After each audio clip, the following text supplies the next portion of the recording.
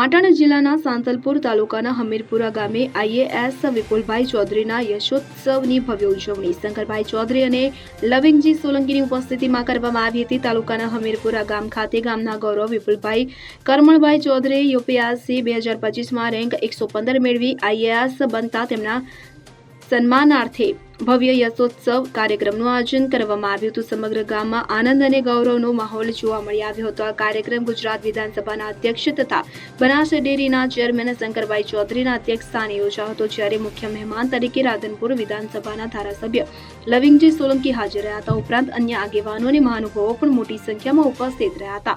કાર્યક્રમ દરમિયાન વિપુલભાઈ ચૌધરીનું ભવ્ય સન્માન કરવામાં આવ્યું હતું અને તેમની સફળતાને ગામ માટે ગૌરવની ક્ષણ ગણાવી અભિનંદન પાઠવ્યા હતા। સાથે સાથે વૃક્ષારોપણ કાર્યક્રમનું આયોજન કરવામાં આવ્યું હતું, જેમાં પર્યાવરણ પ્રત્યે જાગૃતિનો સંદેશ આપવામાં આવ્યો હતો। આ ઉપરાંત વ્યસન મુક્તિ અંગે સંવાદ યોજાયો હતો,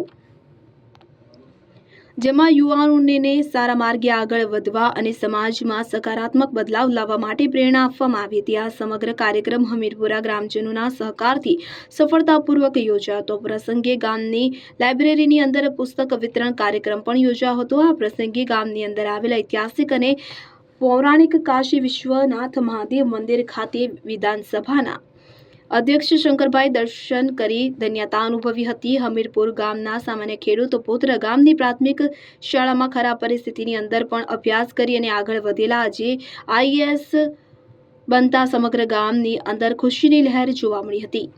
સંઘર્ષ બાદ સફળ નીકળ્યા શું કહેશો ને યુવાનને શું સંદેશો? ભાઈ વિપુલે જે યુપીએસસી ક્લિયર કર્યું અને સારા રેન્ક સાથે આ સરહદી વિસ્તાર, આ રણ પ્રદેશ, સુવિધાનો સદૈવ અભાવ, નર્મદાના પાણી આવ્યા પછી જીવન બદલાયું, પરંતુ સરકારી સ્કૂલમાંથી રહીને સતત પુરુષાર્થ કર્યો તેણે સફળતા મેળવી। એનો પુરુષાર્થ અને લગન એને હૃદયપૂર્વક ખૂબ ખૂબ અભિનંદન।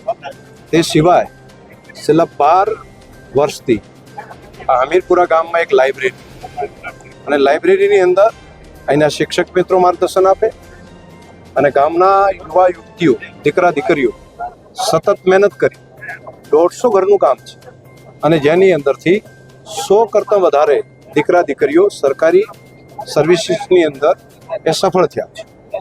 સતત પુરુષાર્થ જે કરે છે તેનું કોઈ વિકલ્પ હોતો નથી।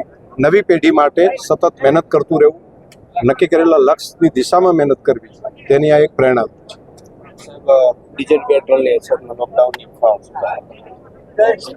વાત સાચી છે। આપણે જે કીધું કે અમારો વિસ્તાર બહુ પછાતપણામાં આવે છે, તો પહેલથી જ એવું છે કે ગાઈડન્સનો બહુ ખૂબ અભાવ રહ્યો છે। પણ એ વાત છે કે મગજમાં એવું હોય કે ના, મારે કંઈક કરવું છે મારા વિસ્તાર માટે, મારા પરિવાર માટે, મારા સમાજ માટે। તો એ છે કે જેટલા મનથી મહેનત કરીએ તો ક્યારેક એવું છે કે આજ નહીં તો કાલ, ને કાલ નહીં તો પરમ દિવસે લક્ષ્યની પ્રાપ્તિ થાય જ છે। તો જે બી દર્શક મને જોઈ રહ્યા હોય એમને એક જ વસ્તુ છે કે મહેનત करते रहना चाहिए। क्या पता भगवान कभी देख ले और बोल दे तथास्तु। तो ખૂબ મહેનત કરો।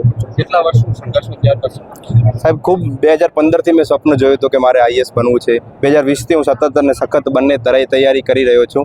તો એમ કહી શકાય કે આ 6 વર્ષની જે મહેનત હતી આજે ફળી છે। આઈપીએસ બન્યા તેમ છતાં હિંમત ના હારી અને આઈએએસ બન્યા। જી, મેન બહુ મુશ્કેલ કામ હતું કે જ્યારે આઈપીએસ બન્યા ત્યારે બહુ ખૂબ સંતોષ થઈ ગયો કે જે સિવિલ સર્વન્ટ્સ માટે મારે જવું હતું એ મને સફળતા પ્રાપ્ત થઈ ગઈ છે। પણ એ હતું કે કંઈક મોટું કરવા માટે થોડું કુરબાની વધુ આપવી પડશે। તો 2024માં હું પાસ થઈ ગયો, આઈપીએસ મળ્યું। પણ એ છે કે મહેનત ચાલુ રાખી, પહેલથી લક્ષ્ય હતું કે મારે આ પ્રાપ્ત કરવું જ છે। તો થોડાક સમય ખરાબ નીકળ્યા કે મોટિવેશન નહોતું મળતું એટલું, પણ એ છે કે મહેનત ચાલુ જ રાખી।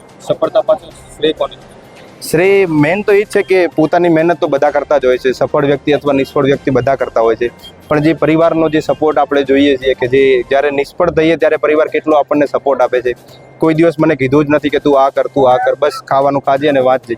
આ બે જ વસ્તુ મારા પિતા, મારા પરિવાર કહેતા હતા। તો એ છે કે હું મારા પરિવારને સૌથી મોટો શ્રેય આપું છું। એના ઉપરાંત ગુરુજીના આશીર્વાદ છે અને મિત્રનો સહકાર, આ 3 વસ્તુ સૌથી મહત્વની છે।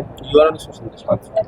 યુવાનોને એ જ મેન વસ્તુ એ છે કે જ્યારે તમે પોતાની પાસે કાંઈ હોતું નથી ને તો પામવા માટે પૂરી દુનિયા હોય જ છે। તો પ્રયાસ કરતું રહેવાય, સૌથી મોટો લક્ષ્ય રાખો, એને કરવા માટે હંમેશા એક ડિસિપ્લિન રાખવું કે ટાઈમ ટેબલ બનાવીને કે મારે આ વસ્તુ કરવી છે। ને ખૂબ મારું તો એ જ છે કે મેં ખુદ જોઈ લીધું છે કે ખૂબ મહેનત કરીએ ને તો સફળતા મળે છે।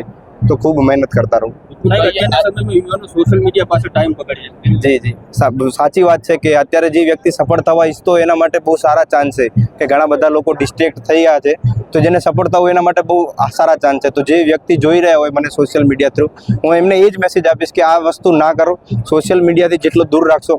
તો માય પર્સનલ એક્સપિરિયન્સ વોઝ કે મેં 2 વર્ષ સતત સોશિયલ મીડિયા યુઝ જ નહોતો કર્યો. જો તમે ગમે એ વસ્તુમાં પાસ થવા માંગતો હોય ખાલી 2 વર્ષ મહેનત કરવાની છે.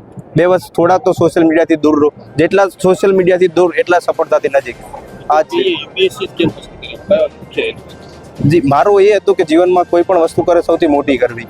તો પહેલા ઉદ્દેશ્ય એવું હતું કે મામલતદાર બનવું છે, પણ એ મામલતદાર પાસે ખાલી તાલુકા માટેનો જ પાવર હોય છે, જ્યારે ડિસ્ટ્રિક્ટ કલેક્ટર હોય ને તો પૂરા ડિસ્ટ્રિક્ટનો હોય છે. તો મને એવું લાગ્યું કે જો આઈએએસ બનીશ તો મને મોટું પ્લેટફોર્મ મળશે. જો મોટું પ્લેટફોર્મ મળશે તો હું ઘણા બધા લોકોને મદદ કરી શકીશ. તો that was the main intention to join the civil service. Thank you. Vasant Kadiya, Patan. હવે જુઓ દેશ દુનિયાની તમામ ખબરો તમારી આંગળીના ટેરવે.